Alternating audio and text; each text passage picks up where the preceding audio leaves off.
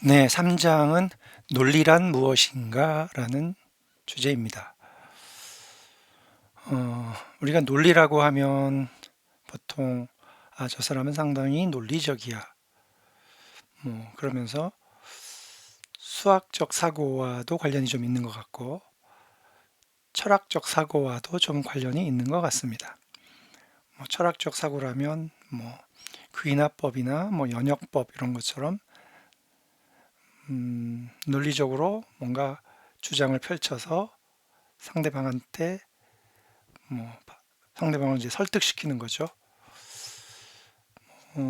수학에서는 아마도 고교 과정에서의 그 집합과 명제 이런 주제나 이런 과목에서 논리에 대해서 좀 공부를 했을 겁니다. 그걸 제대로 공부를 한 사람이라면 3장은 좀 쉬운 얘기가 될 것 같습니다. 네, 그러면 자세히 살펴보도록 하겠습니다. 네, 논리란 무엇인가? 귀납적 논리, inductive logic 이렇게 얘기를 하는데요. 대부분의 이제 경험이 좀 있는 사람들, 좀 나이가 있는 사람들, 그건 내가 해봐서 아는데 안 돼. 이렇게 얘기하는 사람들이 있는데 이 사람들의 논리는 완전히 자기의 경험에 기반을 한 거죠. 다른 사람이 했을 때 될 수도 있는데 뭐 어쨌든 그 경험을 많이 한 사람 또는 이제 나이가 많은 사람들이 경험을 많이 할 수밖에 없죠. 자기가 관찰했거나 오랫동안 보아왔거나 경험을 했던 거를 바탕으로 결론을 내리는 겁니다. 하지만 그 결론이 항상 참이라는 보장은 없습니다. 참일 확률은 좀 높지요. 왜냐하면 많은 경우 그런 결론에 도달을 했기 때문에 그런 겁니다. 그래서 귀납적 논리는 이제 경험의 횟수가 중요하고요. 횟수에 기반을 두고 결론을 내립니다. 한 예로서 어떤 사람이 이제 전에 별로 먹어본 적이 없었던 방울양배추를 먹었습니다. 이게 브리셀 스프라우트라고 얘기를 하는 것 같은데 한국에는 좀 생소한 야채입니다. 근데 어떤 사람이 하여간 이 방울양배추를 전에 한번 먹었는데 먹고 나서 몸이 안 좋아져서 병이 났었어요. 또 잊고 있다가 어떤 기회에 또 우연히 한번 또 먹게 됐는데 그때 또 병이 났습니다. 그래서 이 사람은 아마 나는 양배추에 알러지 같은 게 있나 봐 라는 결론을 내립니다. 그런데 두 번 정도 가지고 결론을 내리기에는 사실 좀 많이 약하죠. 우연히도 그때 양배추 먹을 때마다 다른 이유로 몸이 안 좋았을 수도 있습니다. 그 다음에 이제 할아버지들이 얘기를 하죠. 할머니들도 마찬가지입니다. 이거 허리가 쑤시는 거 보니 비가 오려나 보다. 이런 식으로 얘기를 하죠. 음, 이제 신경통인데 그 신경통이 이제 날씨가 흐릴 때마다 더 심해진다라는 얘기인데요. 일면 상당히 확률적으로 가능성이 높습니다. 어떤 사람은 TV 일기예보보다 할아버지 허리가 더 정확하다 이렇게 얘기하는 사람도 있기는 합니다. 그동안 살아오면서 이제 경험의 횟수에 따라서 결론을 내리는 거죠. 그렇지만 할아버지 허리가 아픈 게 반드시 날씨가 흐리고 비가 오는 것과 관련이 없을 수도 있습니다. 네. 그 다음에는 이제 귀납적 논리를 가진 소녀의 슬픔 이렇게 얘기를 했는데 이게 돌아다니는 짤을 모아온 겁니다. 꼬마애가 아빠가 그러는데 돼지를 키우는 건 돼지고기를 먹기 위해서래. 그러더니 또 닭을 키우는 것도 닭고기를 먹기 위해서래. 그러더니 이제 머릿속에서 두 번의 관찰과 경험을 통해서 그럼 아빠가 날 키우는 건 하고 결론에 도달하죠. 아빠가 나를 잡아먹으려나 보다. 그리고 이제 울음을 터뜨리는 거죠. 사실은 식인종도 자기 자식은 안 잡아먹을 텐데요. 소녀는 이제 그 주변의 다른 상황은 고려하지 않은 거죠. 먹기 위해서 키워진 동물과 그렇지 않은 것들도 있고 사람은 사람을 먹지 않는다 이런 것도 있는데 그런 점에 대해서는 이제 소녀가 몰랐던 거죠. 단순한 논리만 가지고 얘기를 하면 이런 문제가 발생할 수 있습니다. 네, 다음은 연역적 논리입니다. 연역적 논리는 참이라고 알려져 있는 사실, 즉 모든 사람이 이미 참이라는 데 다 동의를 하고 있는 그 사실을 전제로 해서 결론을 도출하는 방법입니다. 그래서 결론은 필연적으로 그 전제로부터 나오기 때문에 전제가 참이라고 한다면 결론도 참이라고 주장을 하는 겁니다. 결론이 참이라고 증명이나 보장하는 건 아닙니다. 전제가 참이었기 때문에 결론도 참이라고 주장하는 겁니다. 그래서 이제 철학적인 그 교재에서 많이 드는 예가 있죠. 모든 인간은 죽는다. 네, 다 동의를 하죠. 아리스토텔레스는 인간이다. 맞습니다. 여기서는 이제 전제가 두 개입니다. 참인 전제가 두 개가 있습니다. 모든 인간은 죽는다. 아리스토텔레스는 인간이다. 두 개의 참인 전제로부터 결론을 도출하는 겁니다. 그러므로 아리스토텔레스는 죽는다. 이게 이제 3단 논법으로 알려진 것들이죠. 네, 이 연역적 논리에 의하면 거의 부정을 할 수가 없는 참인 것 같습니다. 그 다음에 이제 또 다른 예로 논리적 사고는 모든 학생들에게 유익하다. 제이미는 학생이다. 이 두 개의 전제.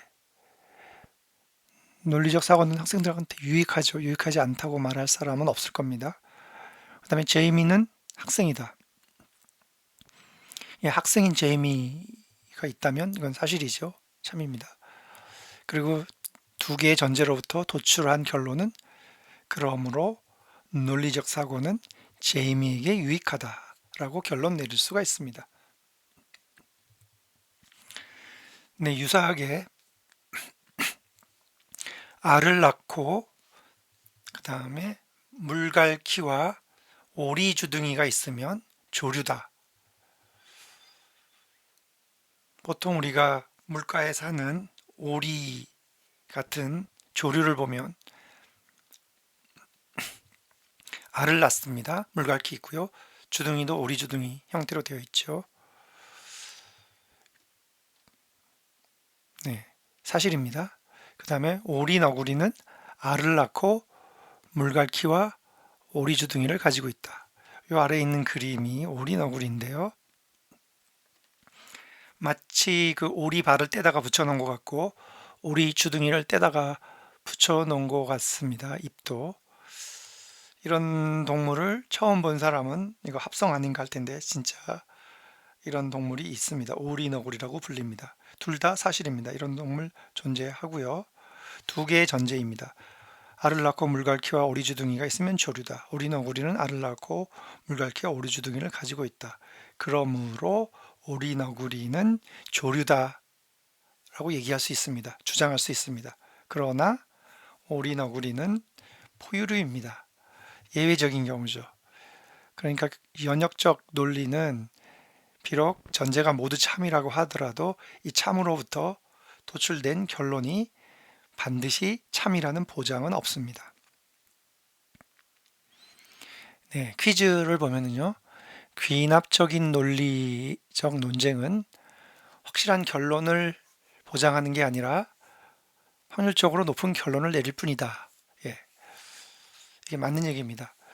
할아버지가 허리 쑤시면 비가 온다라고 얘기를 한다던가 방울 양배추를 먹을 때마다 알러지가 생겼다라고 하는 건 과거에 반복된 경험을 통해서 그 경험의 횟수가 어느 정도 이상이면 확신을 내릴 거죠. 그리고 그렇게 주장을 하는 겁니다. 하지만 높은 확률로 참일 그 확률이 높은 건 사실이지만 반드시 참을 보장하는 건 아닙니다. 그래서 뭐 선생님이나 부모님이 하는 말이 기본적으로 옳은 얘기일 확률은 높지만 반드시 옳은 얘기가 아닐 수도 있습니다. 그 다음에 연역적 주장은 참인 전제를 가지고 있는 한 결론은 확실히 참이다. 아니라고 여러 번 얘기했죠. 비록 전제로 하는 명제가 모두 참이라고 하더라도 그 참임 전제로부터 그 도출된 결론이 항상 참은 아니다는 얘기죠. 참이라고 주장을 할 뿐인 겁니다. 보장하지는 않는다는 거지요. 네, 또 다른 퀴즈입니다. 연역적인 증명은 그 전제가 의심할 여지 없이 명백히 참이고 논증이 적절하게 이루어졌다면 가장 강력한 형태의 추론이 된다. 아래 주어진 연역적인 논증에 대하여 참과 거짓을 판별하고 그 이유를 설명하여라. 뭐 이런 퀴즈입니다. 첫 번째 논증은 미씨는 게이다. 모든 개는 브라운이다. 색깔을 얘기하는 거죠. 그러므로 미씨는 브라운색이다. 일단은 전제 중에 하나가 잘못됐습니다. 모든 개가 브라운색은 아니죠. 전제가 잘못됐기 때문에 연역적 추론이 불가능합니다. 추론을 하더라도 필연적으로 거짓이 되는 거죠. 왜냐하면 전제가 거짓이기 때문이죠. 그 다음에 두 번째는 모든 테니스 공은 둥글다. 지구는 둥글다. 그러므로 지구는 테니스볼이다. 여기서 전제가 되는 모든 테니스 볼은 둥글다. 지구는 둥글다. 둘 다 참입니다. 그렇지만 지구는 테니스 볼이다라고 하는 얘기는 추론이 잘못된 거죠. 네. A는 B이다. C는 B이다. 이런 건데 A는 C이다가 돼버렸죠. 잘못됐습니다. A는 B이다. B는 C이다. 그래서 A는 C이다가 돼야 되는 거죠. 논리적 추론이 잘못됐습니다. 그 다음에 세 번째는요. 어떤 가방에 99개의 빨간 구슬이 들어있고 빨간 공이 들어있고 하나에 검정 공이 들어있다. 100명의 사람이 각각 가방에서 공을 하나 꺼냈다. 사라도 그 100명 중에 한 사람이다. 그러므로 사라는 빨간색 공을 꺼냈을 것이다. 라고 꺼냈다. 라고 결론을 내렸습니다. 뭐, 세 개의 두 번째 1, 2, 3, 세 개가 뭐, 거의 뭐, 있는 사실을 설명을 해 놓은 거니까 참입니다. 있는 사실을 그대로. 네 번째 이제 추론에서 사라가 빨간색 공을 꺼냈다라고 단정을 짓고 결론을 내렸는데 물론 100분의 1의 확률로 검정색 공을 꺼낼 수도 있습니다. 그렇지만 이 논증에서 사라가 빨간색 공을 꺼냈다고 주장할 수 있습니다. 아주 높은 확률로. 그 연역적인 방법은 참이라고 주장을 하는 거지 참이라고 보장을 하는 게 아니라는 거죠. 그래서 이 논증은 뭐 높은 확률로 참이라고 볼 수 있다 정도로 추론할 수 있습니다. 네, 이제 본격적으로 그 명제가 무엇이고 그 명제를 가지고 사용하는 그 논리, 부울 논리라고 하는 이 논리에 대한 얘기가 나옵니다. 부울 논리는 영국의 수학자 부울이라는 사람이 만든 대수학에서 나온 겁니다. 일단 명제라고 한다면 이제 프로포지션이라고 얘기하는데요. 논리값이 또는 진리값이라고도 얘기합니다. 참과 거짓으로 판별할 수 있는 진수를 명제라고 합니다. 에베레스트 산은 세상에서 가장 큰 산이다 라는 명제가 있을 때 참이냐 거짓이냐? 네, 일반적으로는 참이라고 얘기를 합니다. 그런데 뭐 지구 중심으로부터 높이를 구했을 때는 뭐 아니다라고 얘기하는 사람도 있습니다. 기준에 따라서 좀 달라질 수 있지만 어쨌든 기준이 정해지면 참과 거짓으로 판별할 수 있습니다. 그 다음에는 이제 더 이상 쪼개질 수 없는 가장 기본적인 명제를 이제 뭐 기본 명제, 불 논리, 불 로직의 가장 기본 단위가 기본 명제입니다. 그리고 이 기본 명제들을 이제 합성을 해서 합성 명제를 만들 수가 있는데요. 합성을 할 때 사용하는 연산자들이 우리가 이미 잘 알고 있는 이제 and, or, not, implies 크게 이 4개 정도로 볼 수 있습니다. 그리고 이렇게 기본 명제들을 I'm hungry라고 하는 기본 명제들을 이제 어떤 기호로 표현할 수 있습니다. 자, 여기서는 알파벳 P로 표현했고요. I'm cold를 알파벳 Q로 표현했습니다. 이렇게 해서 명제를 이렇게 기호로 표현을 하고 이 기호를 논리 연산자를 가지고 합성을 할 수 있습니다. 그러면 나는 배가 고프고 춥다. I'm hungry and I'm cold 라고 한다면 P and Q 라고 할 수 있습니다. 이걸 이제 기호 논리, symbolic logic이라고 얘기를 합니다. 부울대수에서 나온 이제 부울 로직을 이제 컴퓨터 시스템에 처음 적용을 한 사람이 이제 앞서서도 언급을 했던 이제 클로드 셰넌입니다. 그럼으로써 이제 진공관 시대 이후 컴퓨터가 비약적으로 발전하는 기초를 마련을 했습니다. 그러면 이제 명제가 있을 때 이 명제가 제대로 된 명제냐, 즉 참과 거짓을 판별할 수 있는 문장이냐, 진술이냐 이렇게 봤을 때 잘 작성된 명제를 판별할 수 있는 규칙이 있습니다. 2개의 규칙이 있는데요.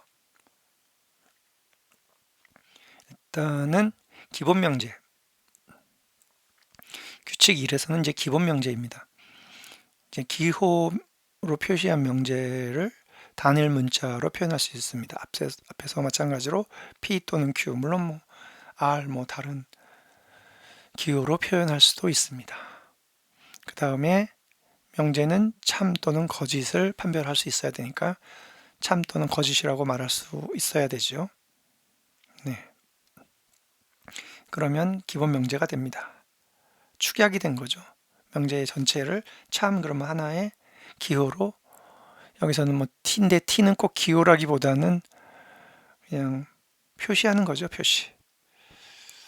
규칙 2는 이렇게 네모난 박스를 가지고 명제를 나타낸다라고 가정을 하면 어떤 명제든지 올 수 있는 거죠. and의 앞과 뒤에. 그러면 얘가 명제이고 앞에 있는 게 명제이고 뒤에 있는 게 명제이면 and 결과 명제의 진리값에 따라서 결정이 됩니다.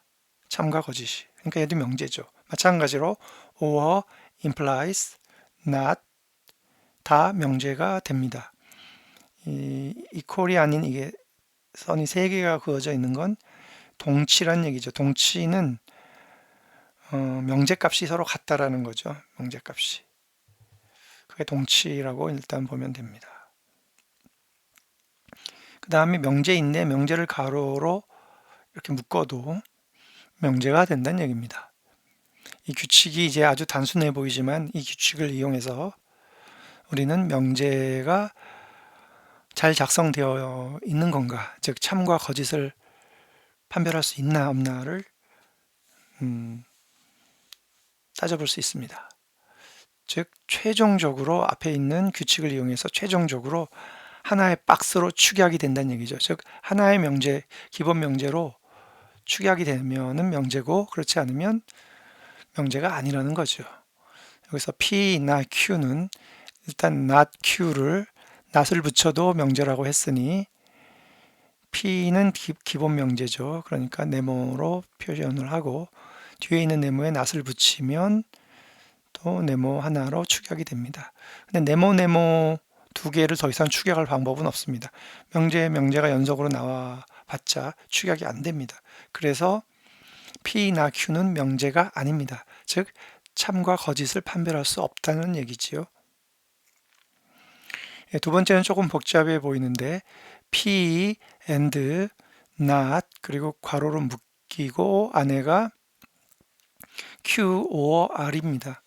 이걸 앞에 있는 규칙을 적용해서 이제 하나씩 축약을 해 나가 보면은요. 일단 괄호 안에 있는 Q, or R을 보면은 Q와 R이 각각 기본 명제입니다. 그래서 박스로 축약이 가능합니다. 그리고 두 개의 명제를 or로 연산자로 묶으면 참 거짓을 판별할 수 있는 명제가 되지요. 그래서 두 개의 명제가 or로 연산이 되면 하나의 명제로 축약이 되고요. 그 다음엔 괄호를 적용을 해도 명제에 괄호를 적용을 해도 또 하나의 명제로 축약이 됩니다. 그런 다음에 not을 붙이면 역시 명제 앞에 not을 붙이면 하나의 명제로 축약이 되고요. 그러면 이제 두 개의 명제 사이에 and가 있기 때문에 명제이고 and 연산이 가해지면 하나의 명제로 축약이 되죠. 즉 참과 거짓을 판별할 수 있게 됩니다. 그래서 최종적으로 여기 보면 이제 규칙 1서부터 규칙 2가 차례대로 적용을 된 거죠. 그래서 아래 박스를 보면 점선으로 둘러싸인 Q도 명제, R도 명제, 이거를 or로 묶은 얘도 명제, 괄호로 묶은 얘도 명제, 그리고 not을 적용을 해도 명제, 그 다음에 앞에 있는 기본 명제 P와 여기 있는 큰 박스, 안에 있는 큰 박스를 and로 연산한 것도 명제라고 얘기를 할 수 있습니다. 결과적으로 하나의 박스로 축약이 되면 참이 되던 거짓이 되던 명제라고 얘기를 할 수 있습니다.